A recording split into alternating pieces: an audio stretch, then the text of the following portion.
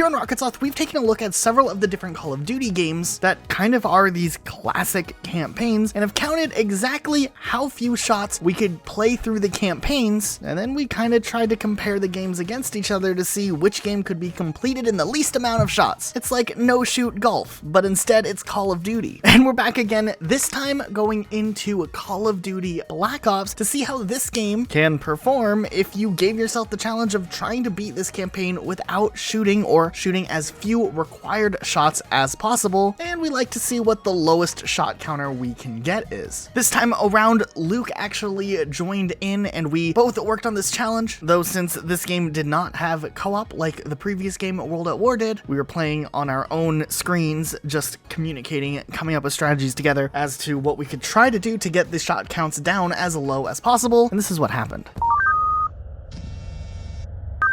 First, going into the first level of the game, Operation 40, right off the bat, they give you a gun and they suggest that you start shooting, but you know, nah. We quickly ran through the streets in this mass amount of chaos, but got to the epic driving section where you just kind of drive on through, and so far things were going pretty well. You have the short time jump midway through the level, and you zip line in to push through the town. We made our way up to the big house without any real problems. We had this one moment where Bowman just glitches through a wall, which was kind of interesting. We were getting a little nervous though as to what would happen when we got into some of the breaching sections, as we've had problems with breaching rooms and trying to keep the shot count down in the past. But fortunately enough, the first breach encounter we had was just slow motion, so it was really no big deal. However, when you get to the section in this level where you're required to take a shot, it actually typically enters you in this cinematic mode where you steer the bullet. And no matter how much we tried, we spent a ton of time on this one, but we couldn't for the life of us find a way to bypass the section without shooting. You just automatically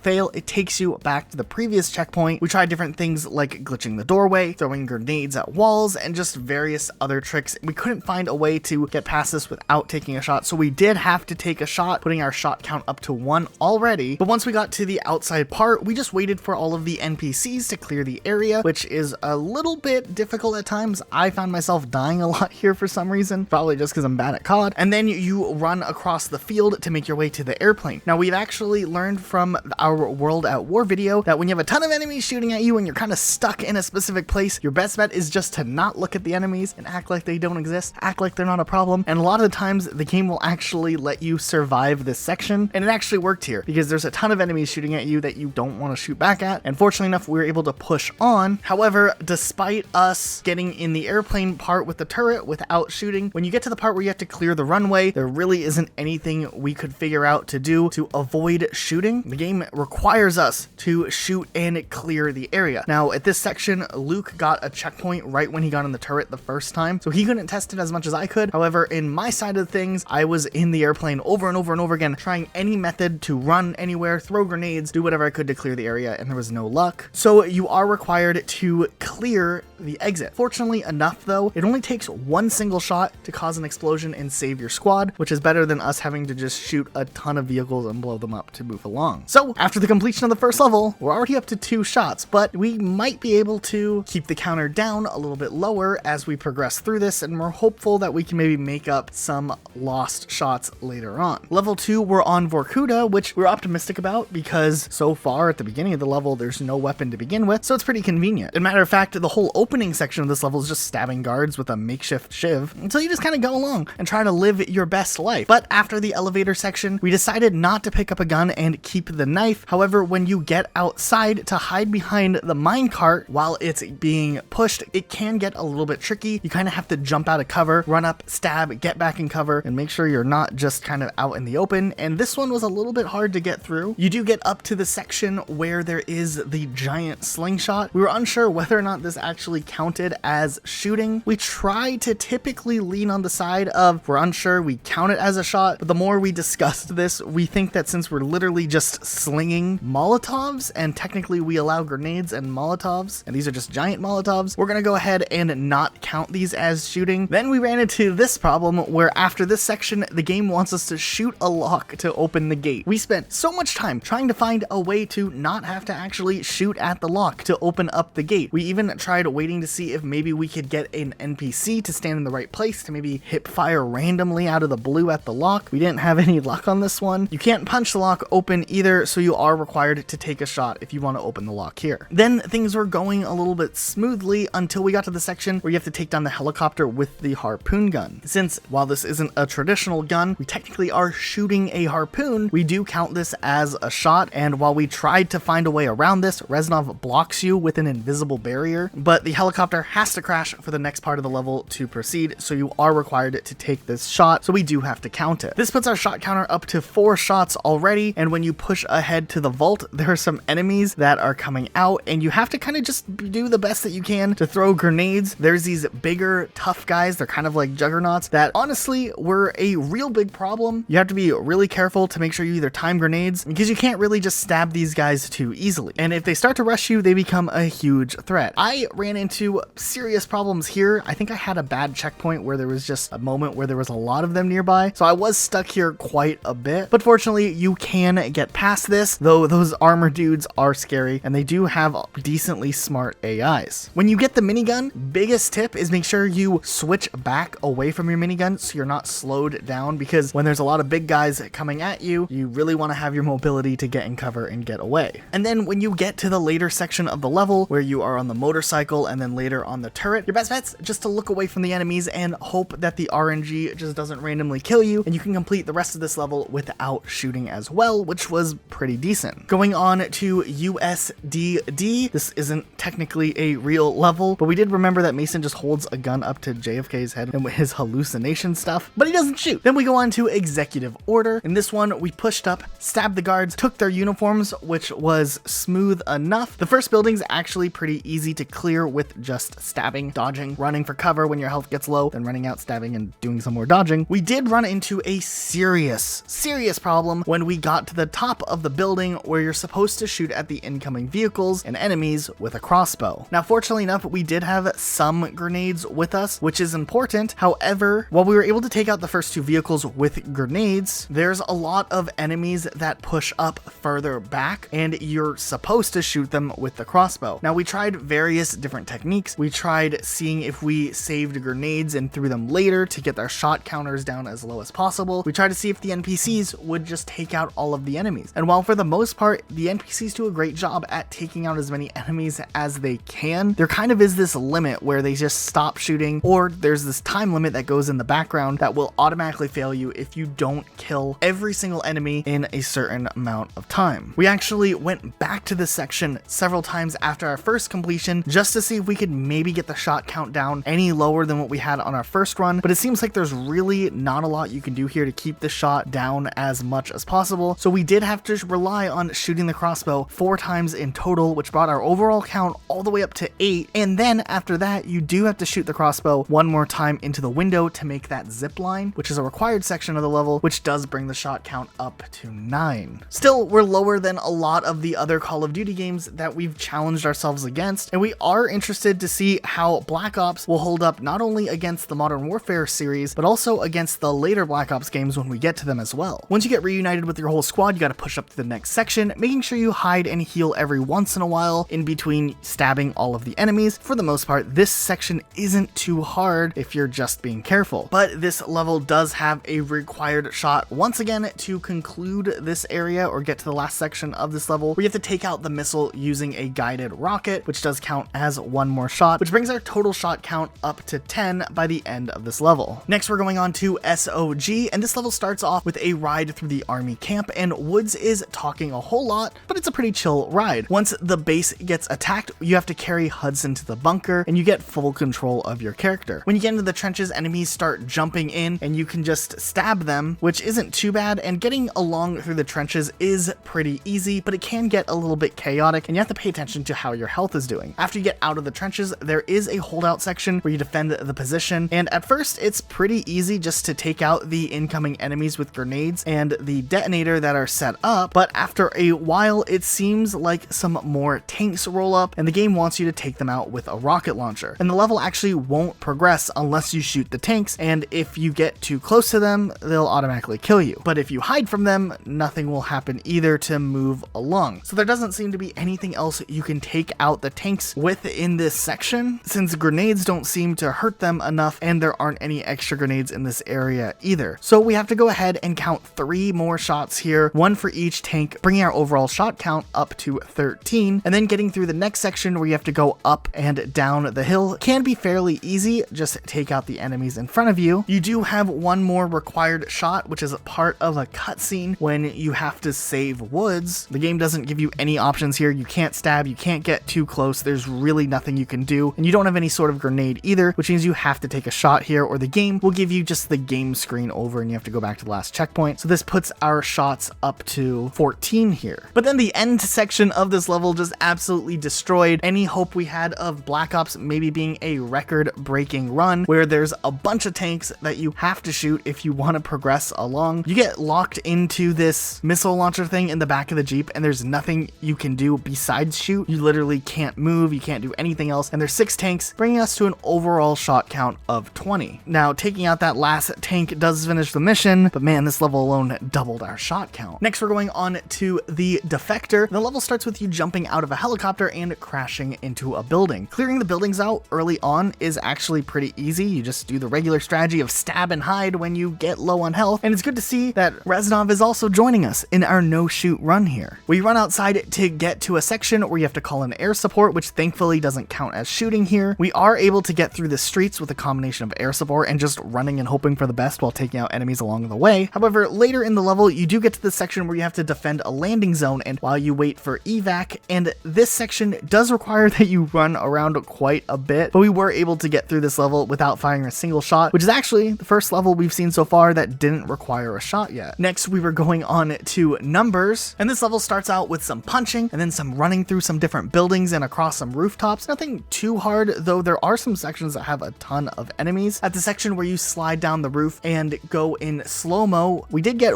killed randomly once by RNG because the stupid barrel blowing up, even though we didn't shoot at it. Though on our second try, we did get it and it was easy to clear. Honestly, there isn't any hard sections in this level, just small firefights that are pretty easy to clear as long as you keep running across the rooftops and buildings until you finally eventually make your way down into the streets. The game wants you to pick up a gun after you fall off the building and shoot the enemies in front of you. Luckily, though, if you just strafe right and left without even picking up the gun, we're able to stall until our allies can come to our rescue and take the enemies out, which means this was actually another level we were able to clear without taking a shot. Then we go into the awesome flashback level, Project Nova, which is where you play as Reznov and you are chilling with Petrenko once again, some good old World at War times. Honestly, we just sprinted through the beginning area and basically the whole camp, with the help of our trusty knife and some mortar strikes that you can call in, made this area relatively easy. Once we get to Steiner, we are done with this part of the mission and move on to the next flashback where you search the old submarine for the Nova 6 bioweapon. There is just a lot of walking and not really any combat or shooting until you finally,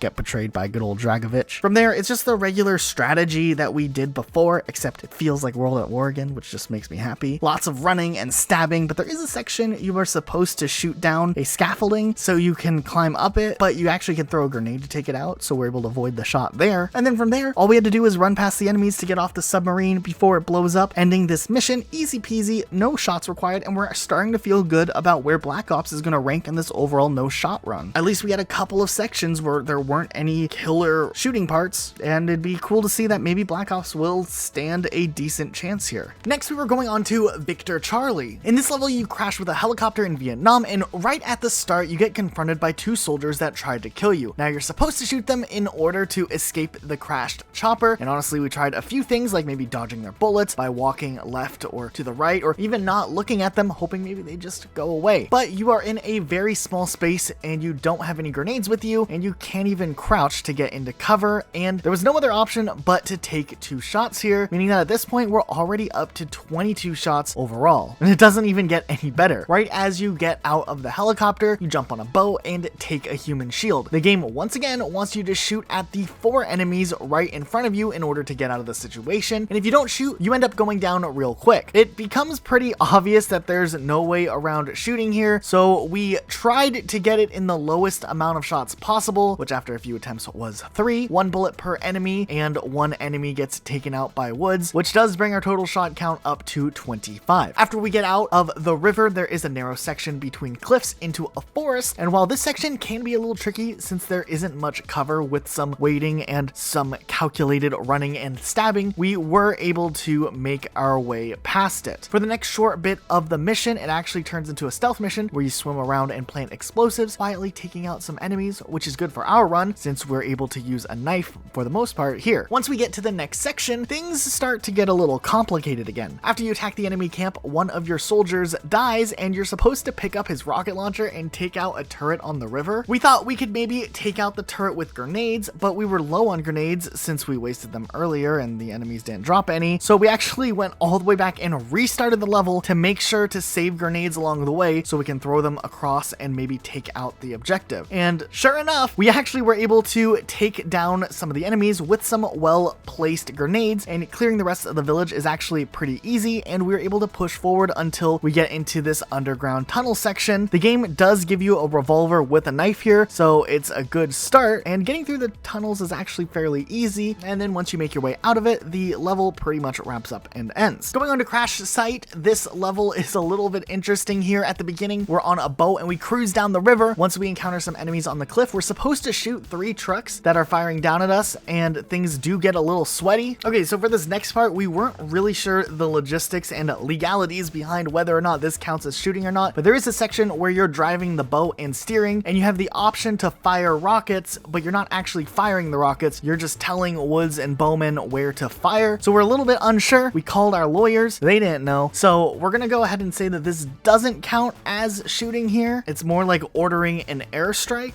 because our main job is just to drive through here. So since we didn't count this encounter as shooting, the level actually becomes pretty easy, but we tried not to abuse it too much and get past as much as we could without having Woods and Bowman fire their rockets. Once we got done with this boat section, we just run past all of the enemies until we make it to the crashed plane, and we actually sprinted past them so fast we had to wait a minute or two for the friendly NPCs to finally catch up. And next we're supposed to pick up a grenade launcher and take out enemies down below. But if you actually wait for a bit, eventually things just sort itself out and the plane goes through its scripted event, which is supposed to happen, and they blow up the plane, and then you get captured by Dragovich. Oh yeah. Next we're going on to WMD, and the level starts you off in a plane where you command a squad on the ground and then switch to the squad's point of view once they get surrounded by enemies. Clearing the first room isn't hard, but there are quite a few enemies swarming in at once. In this level you switch between commanding the squad from the airplane and the squad on the ground constantly, but the aircraft sections don't need you to shoot at all, and the ground sections were pretty easy to clear with just some stabbing and running. Even the rappel slow-mo sections don't actually require you to shoot, and you can just stab the enemies along the way. And everything seemed to be going good. We didn't really have any real hang-ups until we got to the part where you have to shoot the hinges of the door. Now we tried stabbing the hinges, we tried throwing grenades at the hinges from all sorts of angles, but it became clear pretty quickly that there isn't any way to get past this besides to actually shoot the hinges. So sadly, we do have to add 2 more shots to our count, which brings us all the way up to 27, but clearing the inside of the bunker is pretty easy, and the next section after you escape from the avalanche can be cleared without shooting as well. There is one more section that is a little harder when you escape the base at the end of the level, but by not looking at the enemies, we managed to get out on the truck, meaning you can finish this level without taking any additional shots besides the 2 hinge shots. Next on the level, Payback, this is the Russian roulette sequence. You do shoot someone during a cutscene like event, but we don't count that because it's a cutscene that you just see through your character's perspective. It's not actually something you do. Though right afterwards, when you take the human shield and you gain control of your character, you are required to take 2 shots on the soldiers or else you can't go forward. Clearing the tunnels and getting outside was pretty easy, and Woods shoots the guy up by the gate. But once you get into the helicopter, while you can fly past a lot of the early stuff, you get to this section where there are 5 objectives on the ground and you have to take them out or else the game won't let you progress. And actually, if you just fly ahead where you're supposed to go, the game will just automatically kill you. Now, we did manage to take out the tower by tricking the enemy helicopter into shooting at this tower, but everything else is too low to the ground where you actually can't trick the helicopter into shooting. We spent a ton of time trying to find a way around this, but there really isn't anything that we can do. Fortunately enough, for the sake of this run, of course, the tanks on the ground actually require 2 shots if you want to take them out. So having to do 2 shots each actually brought our score all the way up to 35 already. And right after that, you're supposed to take out 2 more enemy helicopters. So the first thing we tried doing here was progressing through the level and avoid them. There's nothing you can do with that. So then we tried to see if we could take out the helicopters in other ways by crashing into them. We tried to make them shoot each other. We honestly didn't have any luck. And this mini boss fight requires actually quite a few shots. Each of these helicopters take 6 shots to kill. And since there are 2 of them, that means we have to add 12 more shots to our overall count, bringing us all the way up to 47 shots this run. Rest in peace, Call of Duty Black Ops, and we're not even even done yet. After you land the helicopter on the ground, the rest of the level is inside of a cave, and the stuff is pretty straightforward. That doesn't require any shooting, but honestly, this level single-handedly kind of killed any chance of us being proud of this run. Next, we go on to Rebirth, and this level starts out as a stealth mission, which is usually pretty good for runs like this, since taking out enemies quietly can mean you get to stab them from behind most of the time. And the beginning was pretty easy to do, other than getting spotted from time to time, because I couldn't play through this level normally without just being bad. But once you push through this early section, you get to the part where there's an elevator shaft, and there's 2 enemies down below that you are supposed to shoot here. Now, Luke had tested this one a bit already and was pretty confident you're going to have to take 2 shots here, but I was determined to try to find a way to take these 2 enemies out without shooting, and I wanted to try to stab them, but that didn't work. I actually ended up climbing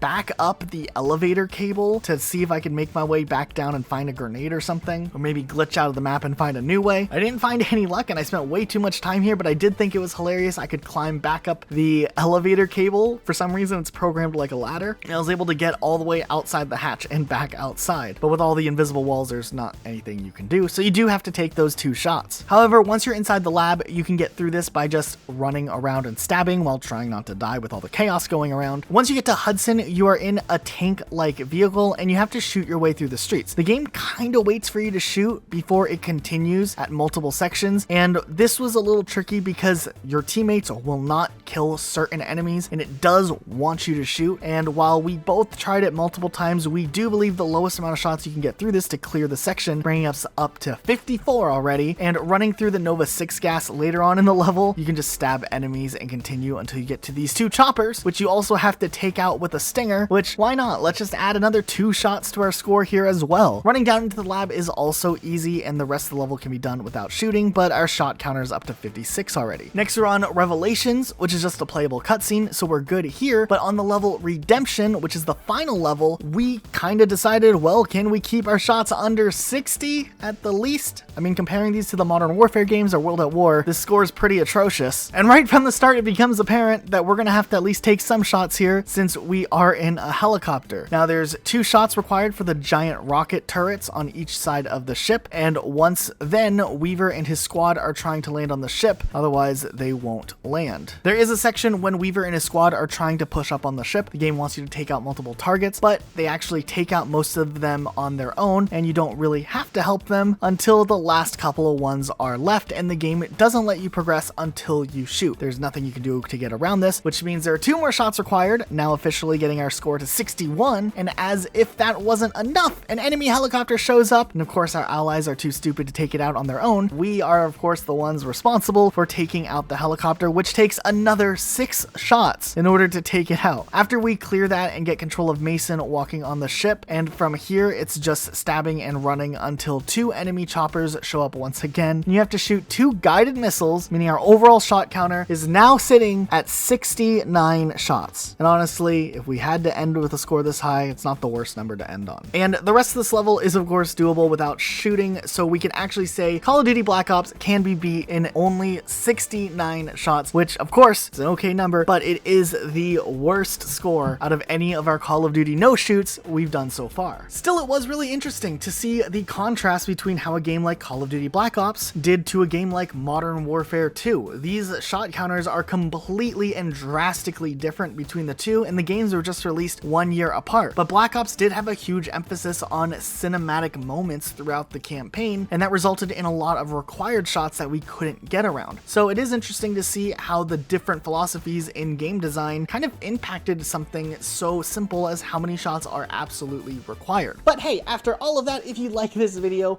be sure to subscribe with notifications on for more videos just like this one, and you won't miss anything we upload, even if YouTube's acting all whack. Also, if you want to, you can follow us on Twitter. You can follow me at Rocket Elijah, or you can follow Luke at Rocket Sloth Luke. Thank you guys so much for watching, and we'll see you all next time with a brand new video. Bye guys.